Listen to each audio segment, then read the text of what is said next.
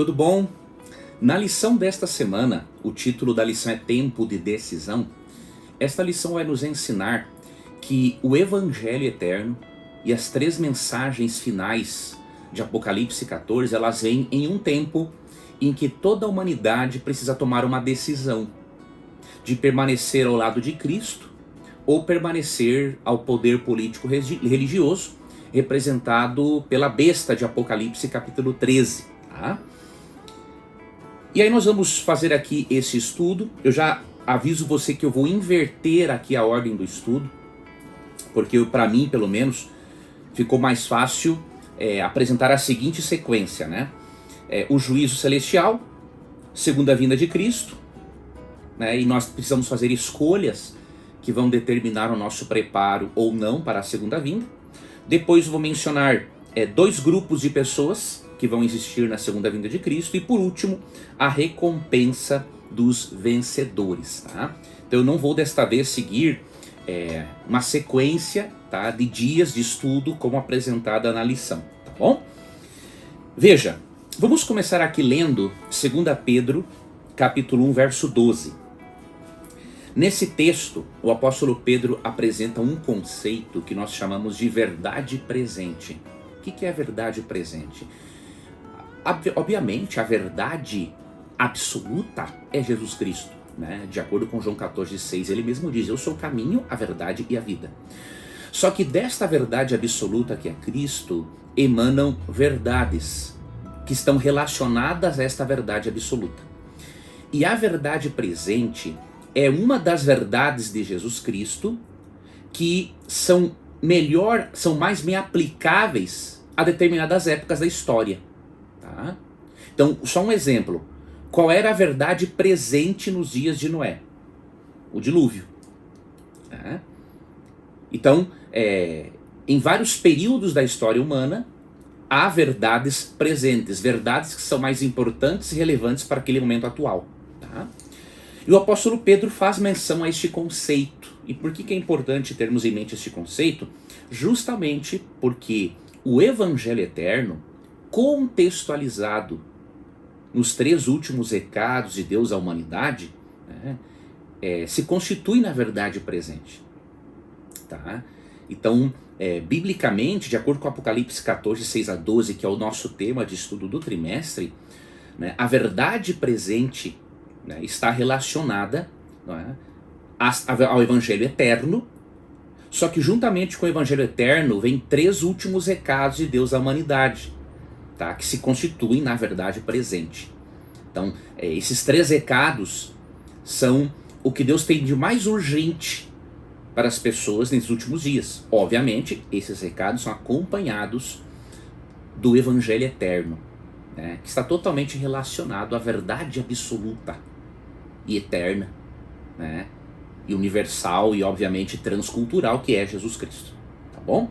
2 Pedro 1,12 diz assim: por esta razão, sempre estarei pronto para fazer com que vocês se lembrem destas coisas, embora já as conheçam e tenham sido confirmados na verdade que receberam. Eu li aqui na Nova Almeida atualizada, tá?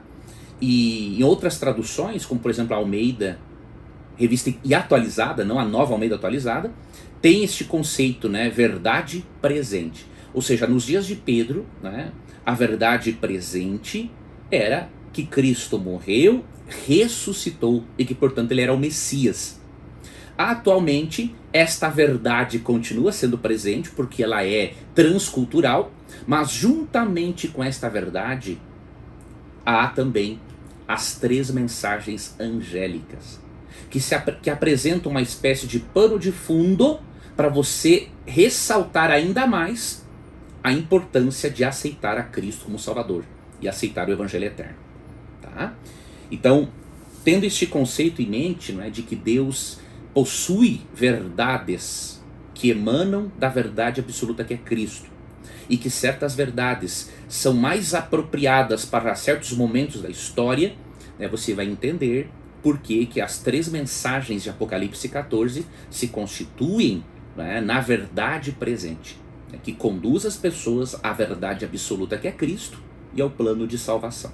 Tá Tá? Mas nós vamos estudar com mais detalhes o significado dessas três mensagens. Tá? Não vamos fazer isso agora, mas só para você saber de início, essas três mensagens são três avisos de Deus para que a humanidade o adore e não aceite por meio do seu comportamento, né, e nem mesmo através da sua consciência, a adorar a um poder político religioso que surgirá no fim dos tempos, novamente, para incentivar as pessoas a obedecerem a Deus, a sua palavra e a sua lei. Tá bom? Em primeiro lugar, Apocalipse 14, que é o nosso tema do trimestre, ele nos mostra, né, que Deus tem uma última mensagem de misericórdia para a humanidade. Tá? A humanidade já está há milênios recebendo oportunidades. Milênios. E o nível de maldade é tão grande que Deus teve que antecipar juízos. Né? Vai existir o juízo final, né, após a volta de Cristo, porém, Deus teve que antecipar juízos. Os antediluvianos, né, as nações pagãs que Deus teve que exterminar por meio do povo de Israel, que praticaram as coisas mais absurdas que você pode imaginar, basta você ler Levítico, capítulos 18 e 20. Até a arqueologia demonstra como era o estilo de vida desses povos. Sodoma e Gomorra, não é? Então várias civilizações, cidades, a humanidade como um todo no período do dilúvio, tiveram que ter um juízo antecipado por causa do aumento desenfreado, né, da maldade e da rebelião contra Deus também. E Apocalipse 14 mostra os três recados finais de Deus para a humanidade. E aí, em resumo, esses três recados dizem assim: tema a Deus e dê glória a Ele, porque é chegada a hora do seu juízo. Adore aquele que fez o céu, a terra, o mar e as fontes das águas. Então o primeiro recado é um convite para adorar a Deus, como uma forma de se preparar para o juízo, né? O segundo recado diz que vai cair Babilônia, né? Babilônia, a palavra significa confusão, e ela se refere a toda confusão religiosa, doutrinária, que afasta as pessoas do conhecimento pleno do verdadeiro Deus. E o terceiro recado de Apocalipse 14 é: se alguém aceitar a marca da besta ou o sinal da autoridade desse poder político, religioso e perseguidor, vai ser jogado no lago de fogo. Você pode pensar, nossa, mas que três recados duros. Não, eles são três recados de amor e de misericórdia, porque Deus não quer passar a eternidade sem você e sem mim. Deus não quer passar a eternidade sem os seus filhos e suas filhas. Então, muitas vezes, um pai ou uma mãe que amam precisam dar um chacoalhão, diríamos assim, para o filho ter um choque de realidade, perceber que ele está indo para o fundo do poço. Então, as três mensagens de Apocalipse 14 são um chacoalhão de Deus em toda a humanidade, né? Para que lembrem-se todos de que precisam o quê? Aceitar o evangelho eterno do verso 6. Vi outro anjo voando pelo meio do céu, tendo um evangelho eterno para pregar aos que habitam na terra e a cada nação, tribo, língua e povo, dizendo em voz forte. E aí vem as três mensagens. Então veja, esses três recados de misericórdia, esses três chacoalhões de Deus, né, eles existem justamente para nos mostrar a importância de aceitarmos o evangelho eterno, que é a salvação por meio do sacrifício substitutivo de Cristo. Mas esses três recados também ensinam uma coisa: não basta aceitar só a Jesus como Salvador, tem que aceitá-lo também como Senhor. Tá? E olha que interessante, esses três recados de Deus à humanidade, eles fazem parte do evangelho eterno, não é? E se constituem no último sinal para a volta de Cristo. E como parte desses recados, né, nós percebemos que há uma mensagem de juízo. Porque diz no verso 6, ó, temam a Deus e deem glória a Ele, pois é chegada a hora em que Ele vai julgar. Então o que isso nos mostra? Que se há um convite para aceitar o Evangelho e três chacoalhões de Deus para a pessoa se conscientizar a respeito disso e da importância de permanecer fiel a Deus, isso significa que antes de Jesus voltar, um juízo já está sendo realizado no céu, no mesmo momento em que esses três recados são apresentados à humanidade. Nós chamamos isso de juízo pré-advento. É a fase do juízo que ocorre antes da volta de Cristo. Tem uma segunda fase no milênio e a terceira fase após o milênio, que é o juízo executivo. Nós vamos estudar sobre isso. Mas é bom você saber que o próprio fato de Cristo, de acordo com Apocalipse 22:12, dar a cada um segundo as suas obras, indica que um juízo prévio foi realizado. Porque como ele poderia dar a cada um segundo as suas obras na segunda vinda, se um juízo prévio não foi realizado? Não tem lógica. É um teólogo luterano chamado Joseph Assais. Ele explica que o próprio fato de, na volta de Cristo, uns serem julgados dignos da primeira ressurreição, isso indica que um juízo prévio foi realizado para determinar, né, quem é digno da primeira ressurreição e quem não é. Tá? Então, nesta mensagem aqui, nós vemos que um juízo já se encontra em andamento.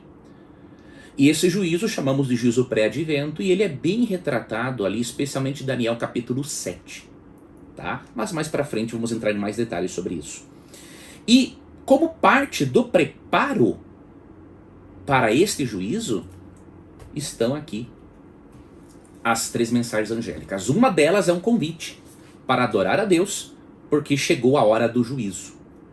Né? E aí você vai para Mateus 24:14 e você vê uma coisa interessante. Que a pregação do evangelho em todo o mundo, bem como, em resumo, o cumprimento de Apocalipse 14, 6-12, tá? Se constitui no último sinal a se cumprir para a volta de Jesus Cristo. Porque em Mateus 24:14, Cristo diz assim: e será pregado este evangelho do reino por todo o mundo, para testemunha a todas as nações. Então, ou seja, após o evangelho ser pregado em todo o mundo, para testemunha a todas as nações, né, então virá o fim. Então esse se constitui no último sinal da volta de Cristo. E a pregação do evangelho, queridos, se encontra, graças a Deus, em uma fase muito avançada. O cristianismo já se encontra presente em quase todos os países do mundo, se não em todos, mesmo com pequena representatividade. Para você ter uma ideia, só a Igreja Adventista, o Sétimo Dia, se encontra em mais de 200 países do mundo. Hoje em dia temos a internet, que facilita e muito a pregação do Evangelho. E devemos nos lembrarmos de uma coisa: onde o ser humano não chegar, o Espírito Santo chega, porque ele tem o seu ministério pessoal. Ok?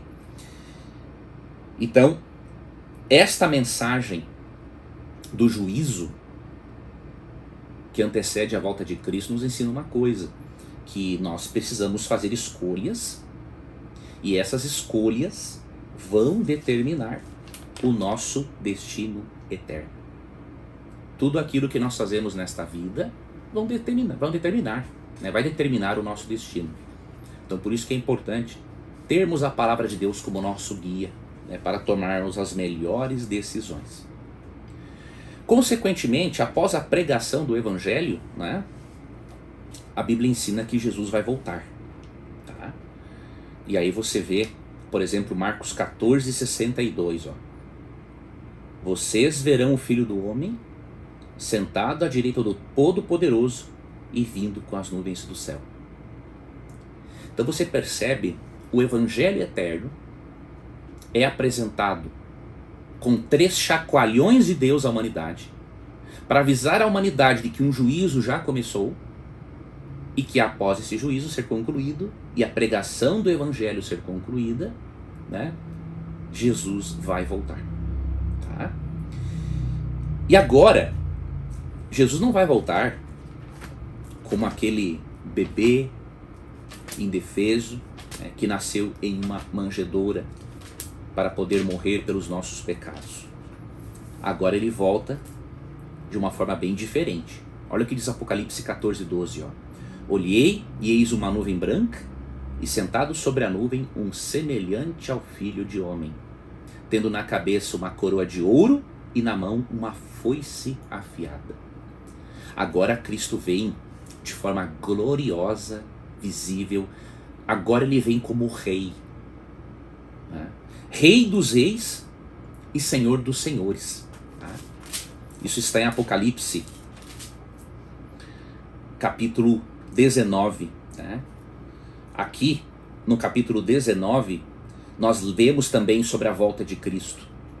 Vi o céu aberto e eis um cavalo branco.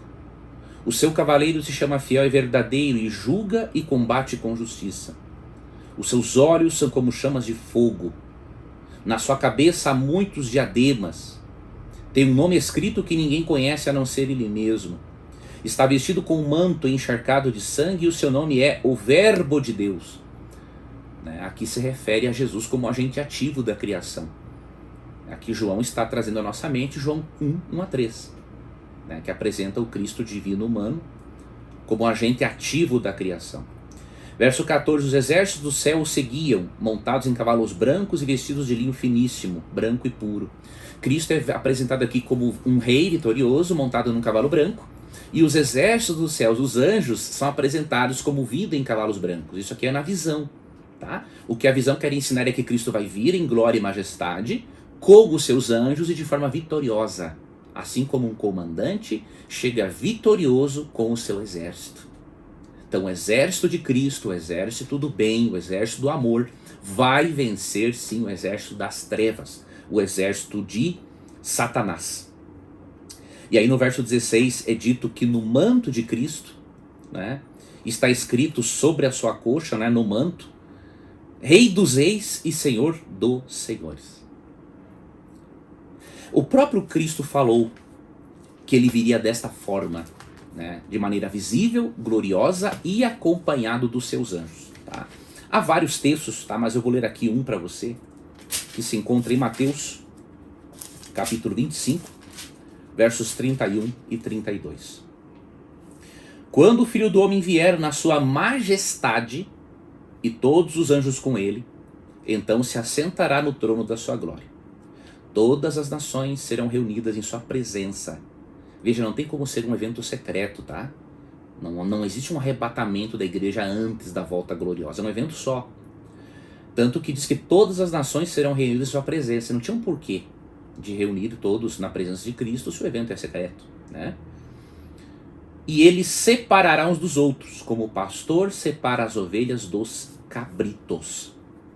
Então Jesus fala que ele vai vir na sua glória, na sua majestade, e todos os anjos virão com ele. Por isso que em Apocalipse há ali a menção de que numa das visões relacionadas, creio, vamos ver aqui se essa visão está relacionada aos selos do Apocalipse. Isto mesmo, aqui em Apocalipse 8, fala que haverá um momento, no versículo 1, que haverá silêncio no céu por cerca de meia hora. Tá? Isso aqui significa um período curto de tempo. E aqui se refere, obviamente, ao momento em que o céu, o paraíso de Deus, estará vazio, diríamos assim, porque todos os anjos virão com Cristo. Então este evento será um evento glorioso. E é por isso que você e eu precisamos atentar para aquela primeira mensagem, para as 3 mensagens angélicas, mas mais especificamente para aquele recado. Olha, tem um anjo que representa o povo de Deus anunciando esse evangelho eterno. Mas esse evangelho eterno é acompanhado do seguinte recado: tema a Deus e dê glória a ele, porque é chegada a hora do juízo. E se você analisar esse texto em paralelo a Daniel 7, versos 9 a 14, você vê que é uma referência mesmo a um juízo que acontece antes da volta de Cristo, ao pré-advento. E uma informação a mais, em Daniel 7, 13 e 14, Jesus aparece diante de Deus e ele é chamado de Filho de Homem. Essa expressão Filho do Homem, mencionada na Bíblia por diversas vezes e no Novo Testamento, remete ao ser divino que se aproxima do Pai lá em Daniel 7, destacando o quê? Que Cristo é tanto divino quanto juiz.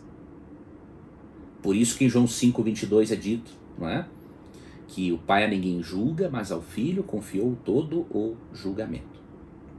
Consequentemente, na volta de Cristo, haverão 2 grupos de pessoas.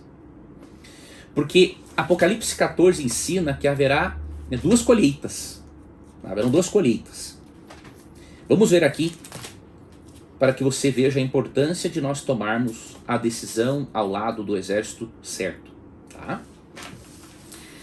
Eu li Apocalipse 14, né, que apresenta Jesus vindo, né, em uma nuvem, tá? Vai ser rodeado por uma nuvem de anjos, né? E aí o verso 15, aí o verso 14 do final fala que ele tinha uma foice na mão.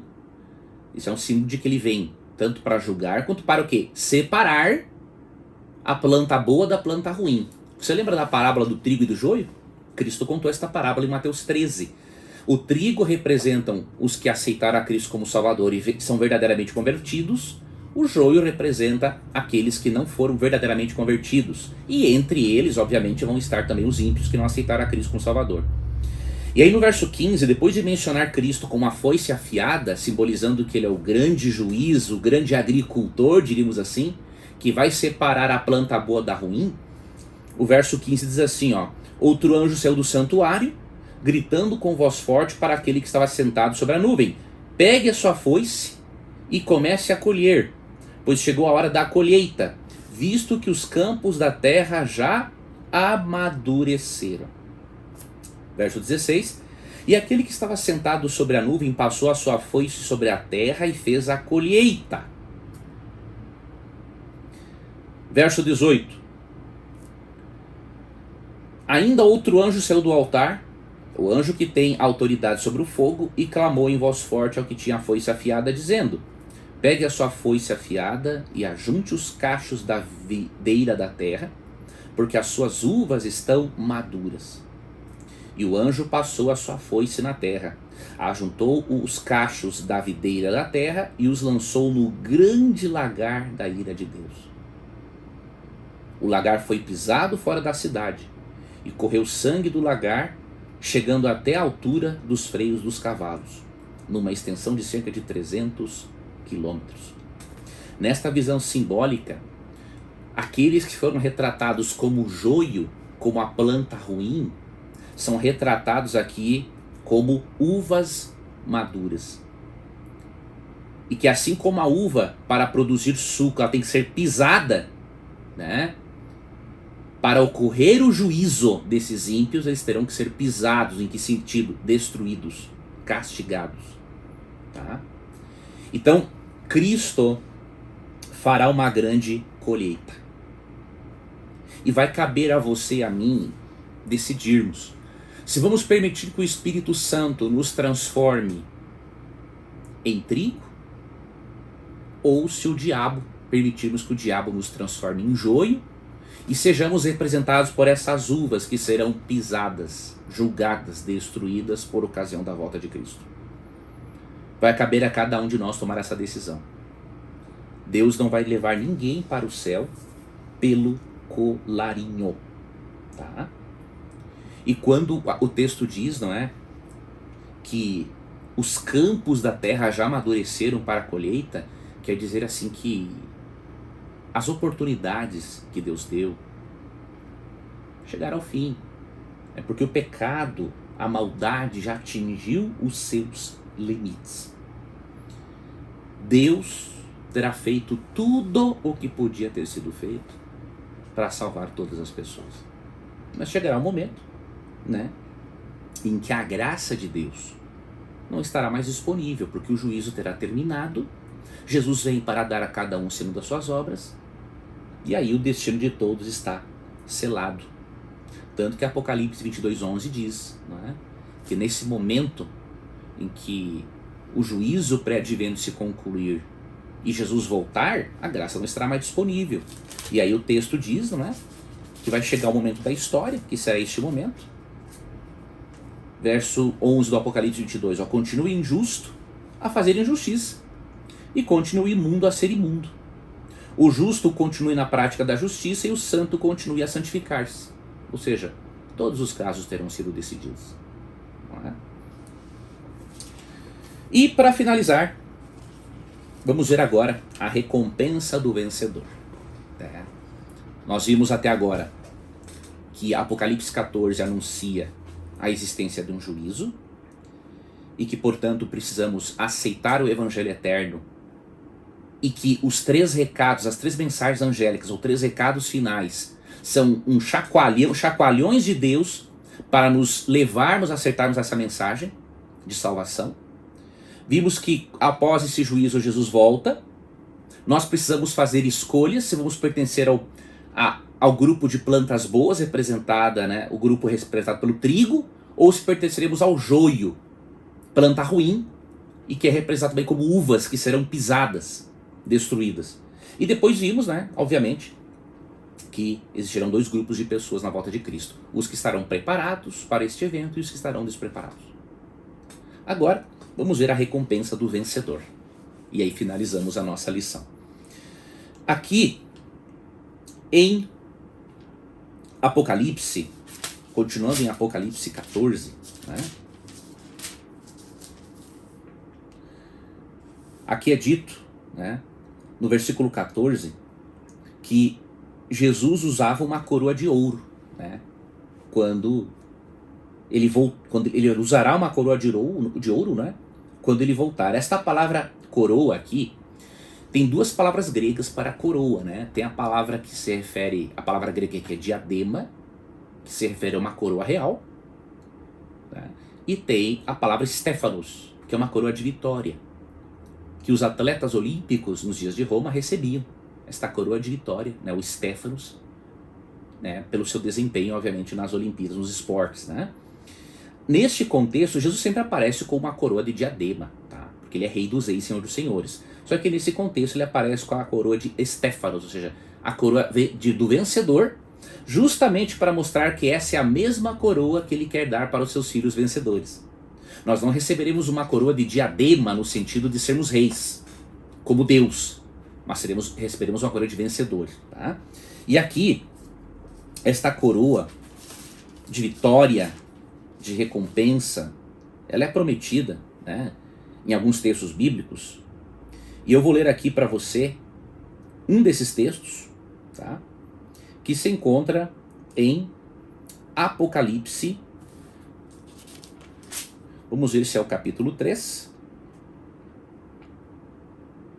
Primeiro, vamos ler o capítulo 3 antes de eu mencionar a coroa de vitória, né, que Cristo vai compartilhar conosco. Esse texto é muito bonito. Ó. Ao vencedor darei o direito de sentar-se comigo no meu trono, assim como também eu venci e me sentei com meu Pai no seu trono.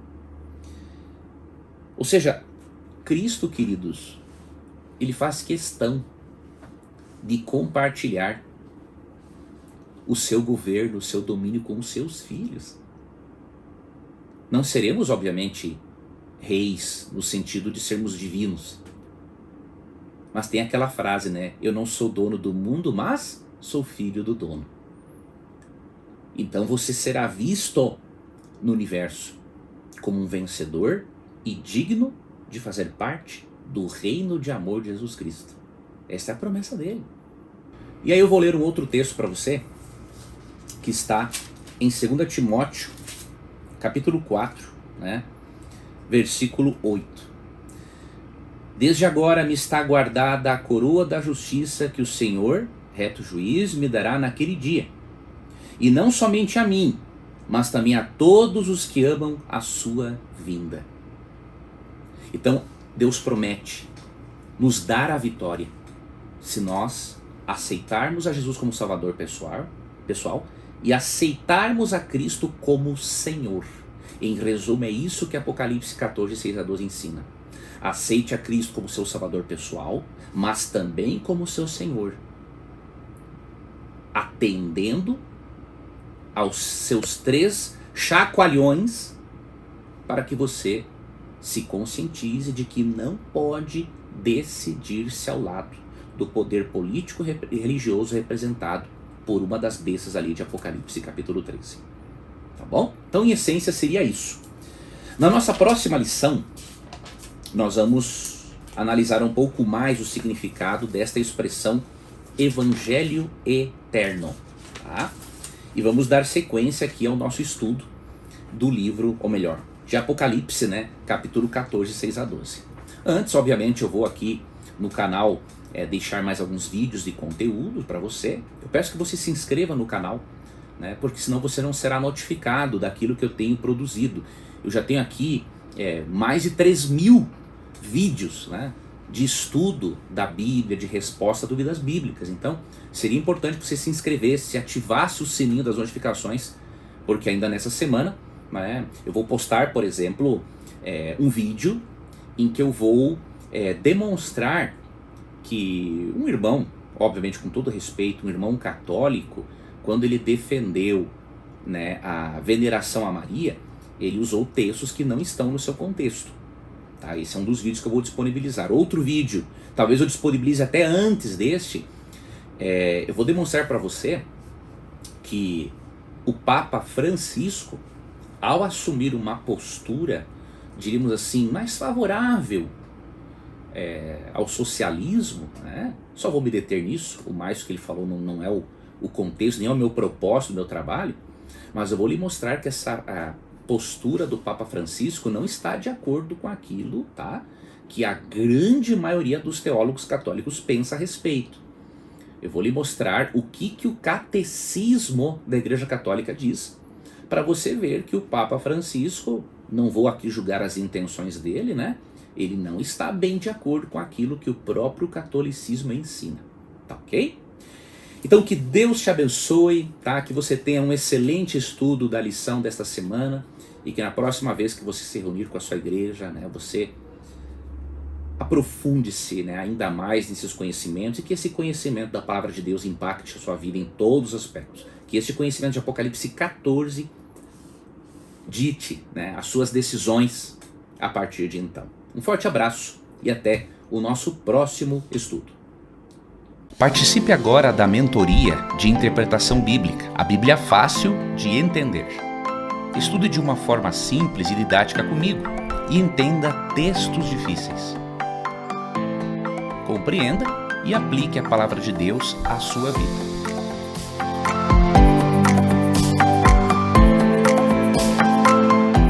Inscreva-se agora, vagas limitadas. Tudo bem? Eu me chamo Leandro Quadros, sou mestre em teologia e eu gostaria de convidar você a se inscrever na minha Masterclass de Interpretação Bíblica. Ali eu estou dando dicas da hermenêutica, que é a ciência responsável pela interpretação do texto bíblico. Eu estarei ensinando para você algumas das principais regras da interpretação do texto, os passos para o estudo da Bíblia, como se alimentar da palavra de Deus e as ferramentas para o estudo sério das Escrituras. E no momento da sua inscrição você vai ganhar de presente um e-book que eu preparei com um pouco mais de 50 páginas, que vai ser o seu guia, vai lhe ajudar ao longo da sua jornada de estudo da Bíblia. Então quando você enxergar um botão, clica nele, matricule-se, vai ser uma honra para mim ter você como aluno, ter você como aluna.